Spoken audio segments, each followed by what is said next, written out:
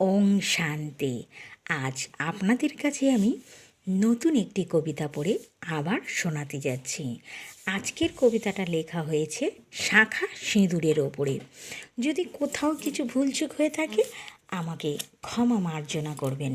তবে চলুন কবিতাটা পড়ে আগে আপনাদের শোনানো যাক। ওং শান্তি। শাখা সিঁদুর হয় না কখনো সাধারণ অলংকার। এ যে সতীর এক চিহ্ন বিশেষ, যে চিহ্নের জোরে অনেক সময় স্বামীর প্রাণ ফেরানো যায়।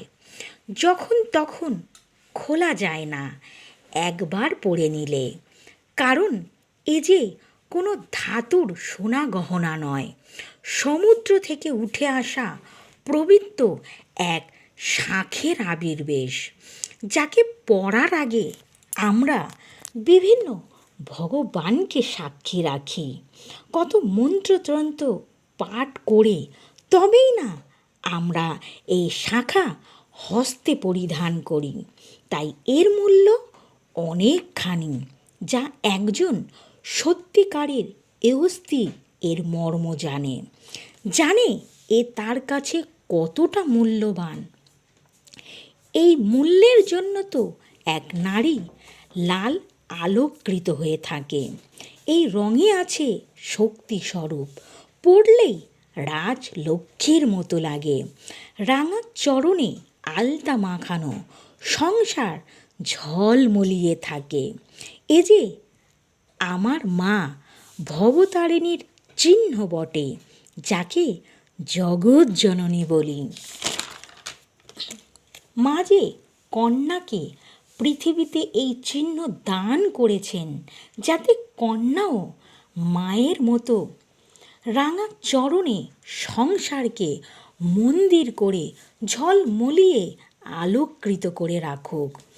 মায়েরই এই শক্তির জোরে পৃথিবীতে আসা কন্যা স্বামীর বাড়িতে গিয়ে লাল রঙের রাঙা হয়ে ভোর থেকে সন্ধ্যা পর্যন্ত সংসারের হাল ধরে, সবাইকে দেয় মুখে অন্ন তুলে, নিজে পরে খায়। কারণ মায়ের যে শক্তি তার সাথে, তাই সংসারে এসে সেই কন্যা দশভুজা হয়ে যায়।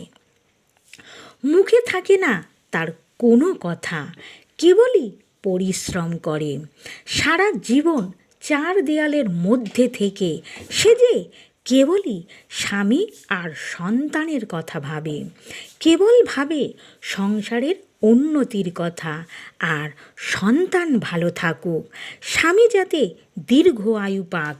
আর আমার শেষ জীবনে, শেষ যাত্রায় স্বামীরই চিহ্ন নিয়ে থাকি। ওং শান্তি। ওং শান্তি। সকল বন্ধুদের, সকল দর্শকদের, সকল সেন্টারের দিদিদের ও দাদাদের জানাই আমার আন্তরিক প্রীতি শুভেচ্ছা। যদি কোথাও কিছু ভুলচুক হয়ে থাকে কবিতাটা আমাকে ক্ষমা মার্জনা করবেন। ওং শান্তি। আজ আপনাদেরকে আমি শাখা সিঁদুরের ওপরে নতুন একটি কবিতা পড়ে শোনালাম, যা আমি মেডিটেশনে লিখি। আমার নাম বিকে লক্ষ্মী মজুমদার। ওং শান্তি।